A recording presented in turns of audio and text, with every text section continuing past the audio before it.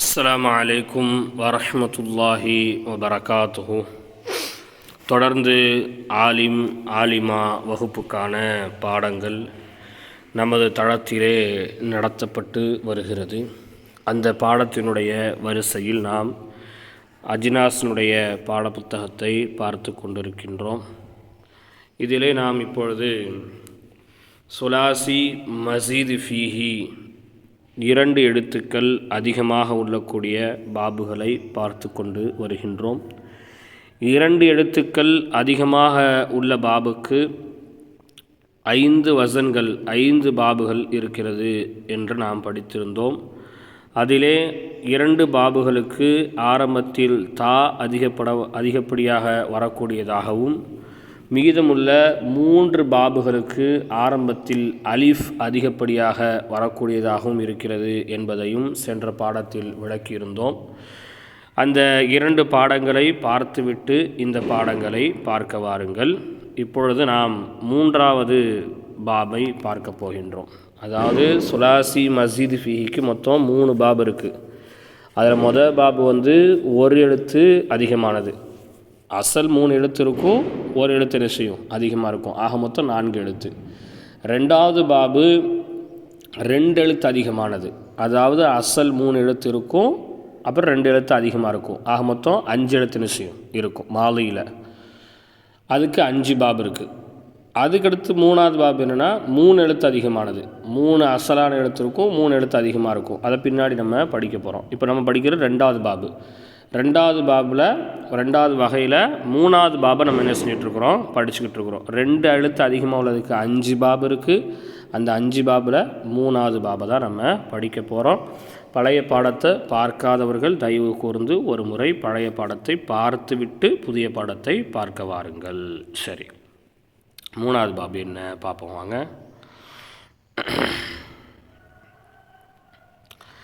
அஸ்ஸாலிசு 3வது பாபு, 3வது வகை வசனு இஃப்தஅல. இஃப்தஅல என்கின்ற வசனாகும். இந்த இஃப்தஅல எதெல்லாம் அதிகப்படியான எழுத்தாக இருக்குது அப்படிங்கிறத நம்ம பார்க்கணும். நமக்கு முன்னாடியே மேலே பாடம் ஆரம்பிக்கும் போதே நமக்கு சொல்லிட்டாங்க, மொதல் 2 பாபில் ஆரம்பத்தில் தா அதிகப்படியாக வரும். அதுக்கடுத்து ஏதாவது ஒரு எழுத்து அதிகப்படியான எழுத்தாக இருக்கும். அது தாவாக இருக்கலாம், ஹம்ஸாவாக இருக்கலாம், அலிஃபாக இருக்கலாம், ஐனாக இருக்கலாம், கைனாக இருக்கலாம், ஏதோ ஒன்று. அதுக்கடுத்து சொன்னாங்க மிச்சம் இருக்கிற 3 பாபில் ஆரம்பத்தில் அலிஃப் அதிகப்படியாக வரும் அப்படின்னு நமக்கு முன்னாடியே சொல்லிட்டாங்க. அப்போது இஃப்தாலில் அதிகப்படியான எழுத்து 1 எது? அலிஃப். அதை நல்லா கவனத்தில் வச்சுக்கணும். சரிங்களா? பாருங்கள், அதான் எங்கே சொல்கிறாங்க, அஸ்ஸாயிது ஃபீஹி அதிலே அதிகப்படியான எழுத்தாகிறது. அல் ஹம்ஸத்து ஹம்ஸாவாகும். எங்கே உள்ள ஹம்ஸா? ஹம்ஸான்னு சொன்னால் அலிஃப். ஃபில் அவ்வலி ஆரம்பத்தில் உள்ள ஹம்ஸா அதிலே அதிகப்படியான எழுத்தாகும். அதுக்கடுத்து வத்தா உ தா அதிகப்படியான எழுத்தாகும். எங்கே இருக்கிற தா? பைனல் ஃபாஇ வல் ஐனி ஐன் கலிமாவிற்கும் ஃபா கலிமாவிற்கும் மத்தியில் உள்ள தா அதிகப்படியான எழுத்தாகும். நான் முன்னாடியே சொல்லியிருக்கிறேன், கண்டிப்பாக நோட்டில் ப்ராக்டிக்கலாக நீங்கள் எழுதணும். இஃப்தஅல நோட்டில் எழுதிக்கங்க. இஃப்தஅல எழுதிக்கிட்டிங்களா? அலிஃபு தூக்கிடுங்க. அப்போது அலிஃபு தூக்கிட்டீங்க, சரிங்களா? அலிஃபு தூக்கிட்டிங்கன்னா அப்போது ஃபதஅலன்னு இருக்கும். ஃபதஅல அலிஃபு தூக்கிட்டிங்கன்னா ஃபதஅல. தா அதிகப்படியான எழுத்தாக இருக்கிறது. இப்போ தாவையும் தூக்கிட்டீங்க, ஃபஅலன் இருக்கும். தாவை தூக்கிட்டிங்கன்னா என்ன செய்யும்? ஃபஅலன் இருக்கும். எழுதி பாருங்கள். இஃப்தஅலன்னு எழுதுங்க. அலிஃபு தூக்கிட்டீங்க அப்படின்னு சொன்னால் இதுக்கு ஃபத்தஹ் கொடுப்பீங்க. எதுக்கு? ஃபா கலிமாவுக்கு ஃபத்தஹ் கொடுப்பீங்க. அப்போ ஃபதஅலன் இருக்கும். அந்த ஃபதஅல தாவையும் தூக்கிட்டீங்கன்னா தா அதிகப்படியான எழுத்து. தாவையும் தூக்கிட்டீங்கன்னு சொன்னால் ஃபஅலன்னு வந்துடும். அப்போ அசல் எது தாங்க? ஃபஅல தான். அசல் எது தான்? ஃபஅல தான். சரிங்களா? அப்போது அதிகப்படியான எழுத்து என்னதுங்க? அலிஃபு தா, இந்த 2 தான் இதில் அதிகப்படியான எழுத்தாக இருக்கிறது. யுகாலு லஹு அதற்கு சொல்லப்படும். எதற்கு? இந்த இஃப்தால் இருக்கா இல்லையா, இதற்கு சொல்லப்படும். பாப இஃப்திஆலி, இஃப்திஆலி பாப் என்று சொல்லப்படும். அப்போ வசன் இஃப்தஅல பாபு இஃப்திஆலி நஹு இஹ்திமாலி என்பதாகும். நஹு உதாரணமாக இஹ்திமாலி என்பதாகும். தஸ்ரீஃபுஹு அதனுடைய மாற்று வடிவ சொற்களாகிறது. தஸ்ரீஃபுஹு எதனுடைய மாற்று வடிவ சொற்கள்? வசனை பார்த்தா மீட்டணும். வசனை பார்த்து இஃப்தாலவனுடைய மாற்று வடிவ சொல் அப்படிங்கிற வச்சுக்கிட்டாலும் சரி, இஹ்தமலவனுடைய மாற்று வடிவ சொல் அப்படின்னு வச்சுக்கிட்டாலும் சரிதான். சரிங்களா? அப்போ தஸ்ரீஃபுஹு அதனுடைய மாற்று வடிவ சொற்களாகிறது. என்ன மாற்று வடிவ சொற்கள்? சர்ஃப் எப்படி வருங்க? இஹ்தமல அல் மஅரூஃப், இஹ்தமல யஹ்தமிலு இஹ்திமாலன் ஃபஹுவ முஹ்தமிலுன். சரிங்களா? இஹ்தமல அப்படின்னு சொன்னால் என்ன அர்த்தம் அப்படின்னா,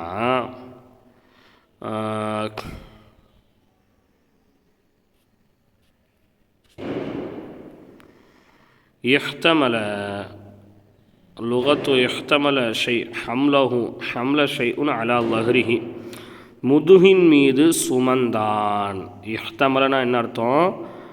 ஹம்லு ஷைஇன் அலா லஹ்ரிஹி ஒரு பொருளை முதுகின் மீது சுமப்பது. இஹ்தமல்னு சொன்னால் என்ன அர்த்தம்?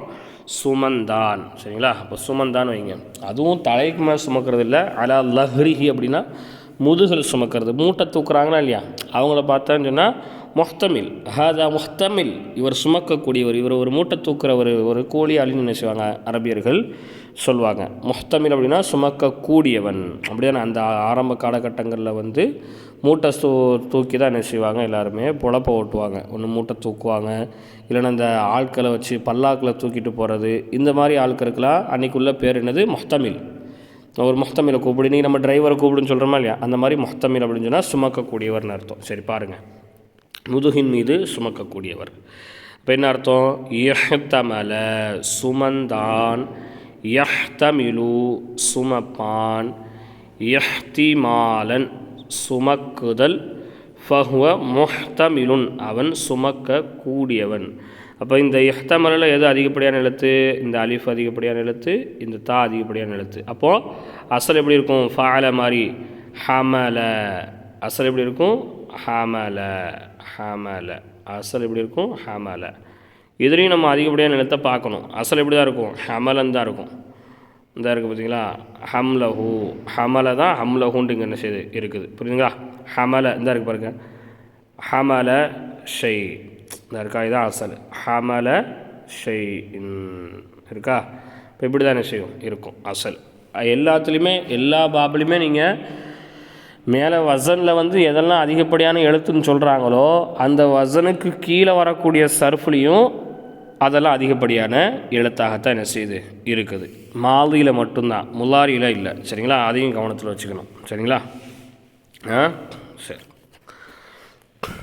பாருங்கள், இஹ்தமல சுமந்தான், யஹ்தமிலு சுமப்பான், இஹ்திமாலன் சுமக்குதல், ஃபஹுவ முஹ்தமிலுன் அவன் சுமக்கக்கூடியவன். உஹ்துமில சுமக்கப்பட்டது, யுஹ்தமலு சுமக்கப்படும், இஹ்திமாலன் சுமக்குதல், ஃபஹுவ முஹ்தமலுன் சுமக்கப்படுபவன். அவன் சுமக்கக்கூடியவன், இவன் சுமக்கப்படுபவன். சரிங்களா? அடுத்த அல் அம்ரு யஹ்தமில் நீ சுமந்து கொள், லி யஹ்தமில் அவன் சுமந்து கொள்ளட்டும், லி யுஹ்தமல் அவன் சுமந்து கொள்ளப்படட்டும், அது மாதிரி அந்நஹியு லா தஹ்தமில் நீ சுமக்க வேண்டாம், லா யஹ்தமில் அவன் சுமக்க வேண்டாம், லா யுஹ்தமல் அவன் சுமந்து கொள்ளப்பட வேண்டாம். சுமந்து கொள்ள இவங்க அம்ரில் மஜ்ஹூலும் நஹீல மஜ்ஹூலும் உங்களுக்கு ஒரு குழப்பமாக இருக்கலாம். எப்படி? லியுஹ்தமல் அவன் சுமந்து கொள்ளப்படட்டும் அப்படின்னு சொல்கிறோம். அம்ரு, இந்த அம்ரு இதெல்லாம் வந்து முன்னாடியே மீசானில் ரொம்ப விவரமாக நம்ம சொல்லியிருக்கிறோம். காயிப் அம்ரு எப்படி வரும் அப்படிங்கிறது. இப்போ பாருங்கள், லியஹ்தமில் இப்போ உதாரணத்துக்கு மதரசா நடந்துக்கிட்டு இருக்குது, ஒரு 10 பசங்க முன்னாடி இருக்கிறாங்க. இந்த 10 பசங்கள்ட்ட நான் சொல்கிறேன், நீ கித்தாபை தூக்கிட்டு நில்லு, நீ கித்தாபை தூக்கிட்டு நில்லுப்பா அப்படின்னு நான் சொல்லிட்டேன். சரிங்களா? இப்போ இது அம்ரு ஹாலிர் மாரூஃப். என் முன்னாடி ஒருத்தவன் இருக்கிறான், அவன்கிட்ட நான் கித்தாபை தூக்கிட்டு நில்லு, சுமந்து நில்லு அப்படின்னு சொல்கிறேன். சரிங்களா? அப்போ அதுக்கு யஹ்தமில், நீ சுமந்து நில் அப்படின்னு சொல்லப்படும். அது மாதிரி 10 பேரில் இப்போ 100 பேர் இருக்கிறாங்க, நான் ஒரு ஆள் தான் உட்காந்துருக்கிறேன். அப்போ எனக்கு பின்னாடி ஒரு 10 பெஞ்ச் இருக்குது, முன்னாடி ஒரு 10 பெஞ்ச் இருக்குது. அப்போது தூரத்தில் இருக்க ஒருத்தன் பார்த்து சொல்கிறேன், அவன் கித்தாபை தூக்கிட்டு நிற்கட்டும், அவன் கித்தாபை தூக்கிட்டு நிற்கட்டும். அதில் யஹ்தமில் அம்ரு காயிப் மாரூஃப். சரிங்களா? அதே மாதிரி யுஹ்தமல், அவன் சுமந்து கொள்ளப்படட்டும் அப்படின்னு சொல்கிறேன். இப்போ எப்படி, நான் ரூமில் இருக்கிறேன், பசங்க எல்லோரும் நின்றுட்டு விளாண்டுக்கிட்டு சத்தம் போட்டுட்டு இருக்கிற மாதிரி எனக்கு சவுண்டு கேட்குது. அப்போது எல்லோரும் கித்தாபை தூக்கிட்டு நில்லு, அல்லது யாரெல்லாம் சத்தம் போட்டிங்களோ எல்லோரும் கித்தாபை தூக்கிட்டு நில்லு, அவன் சுமந்து கொள்ளப்படட்டும் அப்படின்னு சொன்னால் என்ன அர்த்தம்? எல்லோரும் கித்தாபை தூக்கிட்டு நின்றுன்னு சொன்னாலும் சரி, யாரெல்லாம் சத்தம் போட்டிங்களோ எல்லோரும் கித்தாபை தூக்கிட்டு நில்லுங்கன்னு சொன்னாலும் சரி. அப்போ அது அம்ரு காயிபு மஜ்ஹூல். அம்ரு மறைவாக இருக்குது, காயிபு யாரை ஏவரங்கிறது என்ன செய்யலை, தெரியல. மஜ்ஹூல் யாரை ஏவரங்கிறது தெரியல, அதுக்கு தான் அது சொல்லப்படுது. சரிங்களா? யுஹ்தமல், அவன் சுமந்து கொள்ள படட்டும் அப்படின்னு சொன்னால் அர்த்தம் தூக்கிட்டு எல்லோரும் நிற்கட்டும் அப்படிங்கிற மாதிரி சொல்கிறது. சரிங்களா? அதே மாதிரி தான் நஹியும். அப்போது நீங்கள் சர்ஃபுகளை ரொம்ப வேகமாக மனப்பாடம் பண்ணுங்க. இஹ்தமல யஹ்தமிலு இஹ்திமாலன் ஃபஹுவ முஹ்தமிலுன், அல் மஜ்ஹூலு உஹ்துமில யுஹ்தமலு இஹ்திமாலன் ஃபஹுவ முஹ்தமலுன், அல் அம்ரு மின்ஹு யஹ்தமில் யுஹ்தமல், அந்நஹியு மின்ஹு லா தஹ்தமில் லா யுஹ்தமல். சர்ஃபுகளை ஒரு கவிநடையாகவோ ஒரு உரைநடையாகவோ உங்களுக்கு சர்ஃபை எப்படி படித்தா நல்ல மனப்பாடமாக மனதில் இலகுவாக நிற்குமோ அந்த அடிப்படையில் நீங்கள் சர்ஃபை என்ன செய்யுங்க, படிங்க. புரியுதுங்களா? பாருங்கள், யஹ்தமல யஹ்தமிலு இஹ்திமாலன் ஃபஹுவ முஹ்தமிலுன், அல் மஜ்ஹூலு உஹ்துமில யுஹ்தமலு இஹ்திமாலன் ஃபஹுவ முஹ்தமலுன், அல் அம்ரு மின்ஹு யஹ்தமில் யுஹ்தமல், அந்நஹியு மின்ஹு லா தஹ்தமில் லா யுஹ்தமல்.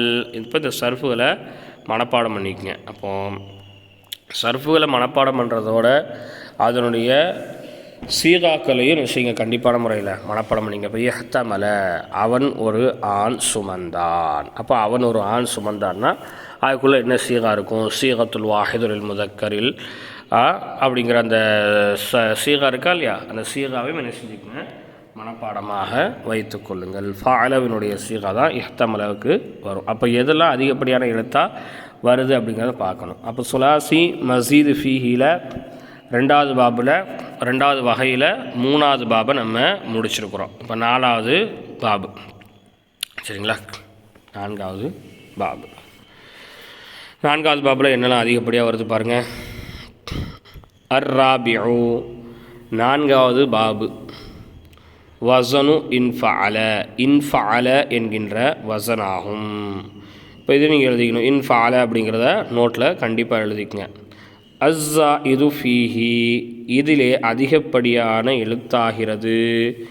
அல் ஹம்சத்து, ஹம்சாவாகும், ஆரம்பத்தில் இருக்கக்கூடிய ஹம்சாவாகும். வன்னூனு, இன்னும் நூனாகும். ஃபில் அவ்வலி பாருங்கள், ஆரம்பத்தில் உள்ள நூனும் ஹம்சாவும் அதிலே அதிகப்படியான எழுத்தாகும். இப்போ இன்ஃபாலன் இருக்குங்க, அப்போ இந்த அலிஃப் இருக்கா, இந்த அலிஃபும் அதிகப்படியானது, இந்த நூனும் அதிகப்படியானது. ரெண்டையும் தூக்கிட்டிங்கன்னா பாருங்கள், அசால்ட்டாக உங்களுக்கு தெரிஞ்சிடும், ரொம்ப ஈஸியாக தெரியும். ரெண்டையும் தூக்கிட்டு பாருங்கள், ஃபாலன் தான் இருக்கும். இருக்கா? இப்போ கித்தாபில் உங்களுடைய நோட்டில் நீங்கள் எழுதி பார்க்கணும். இன்ஃபால அப்படிங்கிறத எழுதி அதிகப்படியான எழுத்தை ஓக்கி பார்க்கணும். சரிங்களா? யுகால லஹு, அதற்கு சொல்லப்படும். பாப இன்ஃபிஆலி என்று அதற்கு பெயர் சொல்லப்படும். வசனு இன்ஃபஅல, பாபு இன்ஃபிஆலி என்று என்ன செய்யப்படும், அதற்கு சொல்லப்படும். சரிங்களா? நஹு இன்திலாகி. இப்போ இன்தலக்க என்ன அர்த்தம் அப்படின்னா பார்ப்போம்.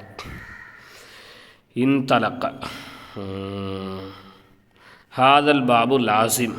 இப்போ நம்ம படித்த 4வது பாபு லாசிமான பாபு.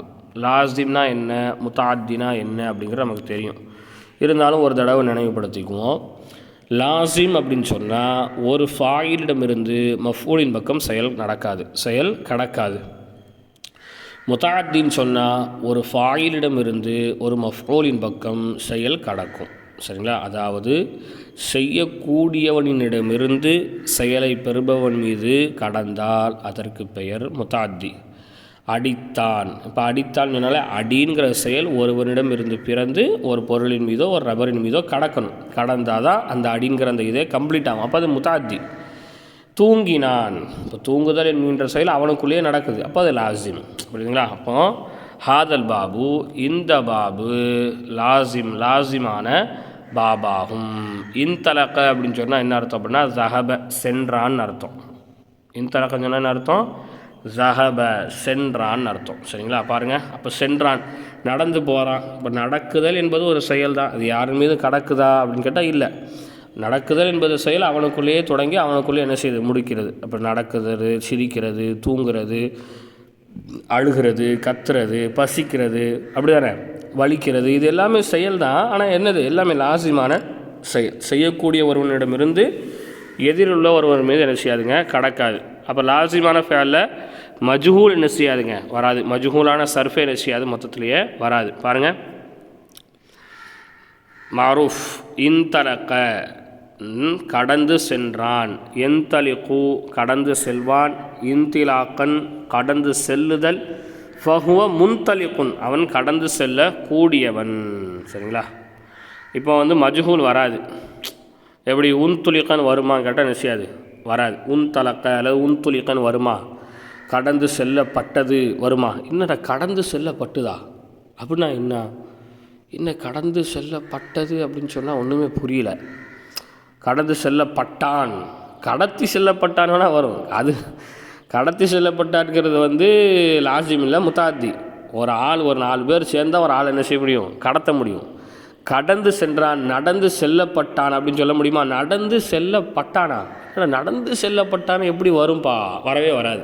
தமிழ்லேயே என்ன செய்யாது, வராது. நடந்து சென்றான் வரும், செல்வான் வரும், செல்லுதல் வரும், செல்லக்கூடியவன் வருமே தவிர நடந்து செல்லப்பட்டவன்ட்டு வருமா? வரவே வராதுங்க.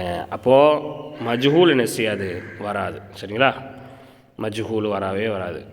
மாதியில் இது மாதி, இது முஸ்தக்பில், இது மஸ்தர், இது ஃபாயிலு மஃபூல் வராது. அம்ருலையும் பாருங்கள் மஜ்ஹூல் வராது, நஹீலையும் மஜ்ஹூல் வராது. சரிங்களா? அப்போது இன்தலக்க நீ கடந்து செல், லி என் தலிக் அவன் கடந்து செல்லட்டும், லா தன் தலிக் நீ கடந்து செல்ல வேண்டாம், லா என் தலிக் அவன் கடந்து செல்ல வேண்டாம். சரிங்களா? அப்போது 4வது பாபும் முடிந்து விட்டது. இறுதியாக 5வது பாபை நாம் பார்த்து விடுவோம். வாருங்கள். அல் ஹாமிசு 5வது பாபு. சுலாசி மஸ்ஜித் ஃபீஹிக்கு மொத்தம் 5 வகை இருக்குது. அதில் 5வது வகை என்னது? வசனு இஃப் அல்ல. வசனு இஃப் அல்ல எழுதிங்க, இஃப் அல்ல எழுதிங்க. அஸ்ஸாயிது ஃபீஹி இதிலே அதிகப்படியான எழுத்தாகிறது. அல் ஹம்சத்து ஃபில் அவ்வலி ஆரம்பத்தில் உள்ள ஹம்சாவாகும். சரிங்களா? வ ஹர்ஃபும் மின் ஜின்ஸில் லாம் ஃபிஅலிஹி இன்னும் ஃபி ஆஹிரிஹி இறுதியில் உள்ள ஃபிஅலினுடைய லாம் கலிமாவில் இருக்கக்கூடிய ஒரு எழுத்து அதிகப்படியானதாகும். அதாவது சத்து வச்சிருக்கிற லாம், சத்து இருக்கா இல்லையா, இந்த சத்து 2 லாம் உள்ளே இருக்கும். இப்படி 2 லாம் உள்ளே இருக்கிறது தான் இந்த சத்துக்கான அடையாளம். இந்த சத்து இருந்தால் உள்ள 2 லாம் இருக்குன்னு அர்த்தம். அதில் இருக்கிற ஒரு லாம் என்பது அதிகப்படியான எழுத்தாகும். இறுதியில் உள்ள ஒரு லாம், இறுதியில் உள்ள ஒரு லாம்னா என்னங்க? இஃப் அல்ல அப்படின்னு அழுத்தி லேண்ட் கடைசியாக சொல்கிறீங்க பார்த்தீங்களா, அந்த லாம் என்னது? அதிகப்படியான எழுத்தாகும். சரிங்களா? யுகாலு லஹு இதற்கு சொல்லப்படும் பாபு இஃப் இலாலி. இஃப் இலாலி என்று இதற்கு பாபு சொல்லப்படும். நஹு இஹ்மி ராரி. நஹு இஹ்மி ராரி. இஹ்மிரார் அப்படின்னா இதுவும் லாசிமான ஃபியால் தான். இதுவும் என்னது தான்? லாசிமான ஃபியால் தான். இஹ்மர்ர என்ன அர்த்தம்? அஹ்மர்ர இஹ்மிராரன் சார அஹ்மரு அஹ்மரு மா லவுனுஹு ஹும்மரத்தன் புஸ்ரா. சரி, இஹ்மர்ன்னு சொன்னால் மஞ்சள் நிறமாக மாறினான் அல்லது சிவப்பு நிறமாக மாறினான். மொத்தம் நிறம் மாறுறது, அது எனக்கு மஞ்சளாக சிவப்பானுங்கிற கொஞ்சம் சந்தேகமாக இருக்குது. உதாரணத்துக்கு ஒரு மஞ்சள் காமலை வந்துருச்சு, இப்போ மூஞ்சில் என்ன செஞ்சிச்சு, மஞ்சள் ஆயிடுச்சு அப்படின்னு சொல்லுவோமா இல்லையா? எப்போ கோவத்தில் அவன் முகத்தை பார்த்தா அப்படியே ரத்த மாதிரி அவன் முகம் செவந்துருச்சுன்னு நம்ம சொல்கிறோமா இல்லையா? கோவத்தில் முகம் செவந்துருச்சுன்னு சொல்கிறோமா இல்லையா? அந்த மாதிரி உள்ள ஒரு வார்த்தை. சரிங்களா? இஹ்மர்ர மாறினான்னு கூட நீங்கள் என்ன செஞ்சுக்கங்க, அர்த்தம் வச்சுக்கோங்க. இஹ்மர்ர முகம் சிவந்தது அல்லது முகம் சிவந்ததுன்னு வச்சுக்கோங்க. சரியா? யஹ்மர்ரு முகம் சிவக்கும், யஹ்மிராரன் சிவக்குதல், பஹுவ முஹ்மர்ருன் அவன் முகம் சிவந்தவன். அல்லம்ரு யஹ்மர்ர உனக்கு சிவக்கட்டும், யஹ்மர்ர அவனுக்கு சிவக்கட்டும், லா தஹ்மர்ர உனக்கு சிவக்க வேண்டாம், லா யஹ்மர்ர அவனுக்கு சிவக்க வேண்டாம். இது சிவந்ததா அல்லது மஞ்சள் நிறமாக மாறியதாங்கிறது ஒரு சின்ன குழப்படியாக இருக்குது. ரெண்டுபடியாக அர்த்தம் வச்சாலும் சரியாகத்தான் என்ன செய்யும் வரும். அப்போது இஹ்மர்ர அப்படின்னு சொன்னால் மாறினான்னு அர்த்தம். இயல்பான ஒரு தோற்றத்திலிருந்து வேறு ஒரு தோற்றத்துக்கு மாறுறதுக்கு பேர் தான் என்னென்னு சொல்லப்படும், இஹ்மர்ர அப்படிங்கிறது சொல்லப்படும். இந்த பாபும் லாசிமான ஒரு பாபாக இருக்கிறது. அதுக்கடுத்து நௌஉ சாலிஸ் மூணாவது வகையை நம்ம படிப்போம். சரி, இப்போ இது வரைக்கும் நம்ம படித்த பாடத்தை ஒரு வாட்டி ரிவைண்ட் பண்ணி பார்த்துட்டு அடுத்த பாபுகளை நம்ம பார்க்க ஆரம்பிப்போம். இப்போ நம்ம பார்த்தது என்ன பாபு பார்த்தோம் அப்படின்னா,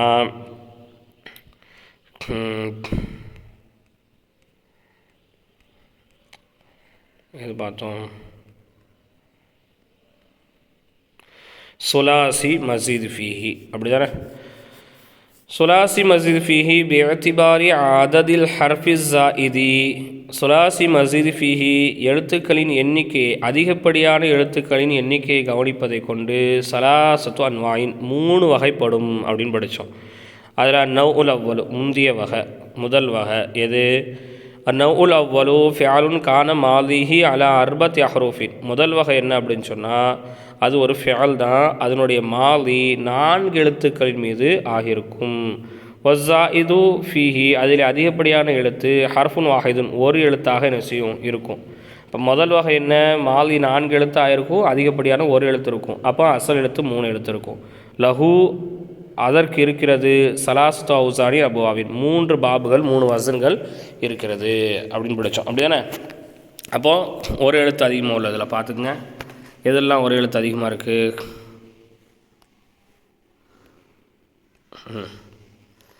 அஃஅல அலிஃப் அதிகப்படியானது.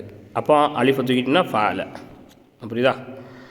அடுத்து ஃபஅல, ஃபஅல இது அதிகப்படியான எழுத்தாக இருக்குது. அந்த ஐன் கலிமாலே இருக்கக்கூடிய இன்னொரு ஐனை அதிகப்படியான எழுத்து. அப்போ ஃபஅல அந்த அதையும் தூக்கிட்டிங்கன்னா ஃபஅல. அடுத்து ஃபஅல, ஃபஅல ஃபஅல எது அதிகப்படியான எழுத்தாக இருக்குது? ஐனுக்கும் ஃபாவுக்கும் நடுவில் இருக்கக்கூடிய அலிஃப் அதிகப்படியான எழுத்து. அப்போ அதையும் தூக்கிட்டிங்கன்னா ஃபஅல தான். அதையும் தூக்கிட்டிங்கன்னா என்னென்ன வரும்? ஃபாலன் தான் வரும். அப்போ அந்த 3 பாபை நம்ம என்ன செஞ்சிட்டோம், படித்து முடிச்சிட்டோம். அதனுடைய அர்த்தங்களையும் நம்ம படித்து முடித்தோம். அதுக்கடுத்து தான் என்னது, 2 எழுத்து அதிகப்படியானது.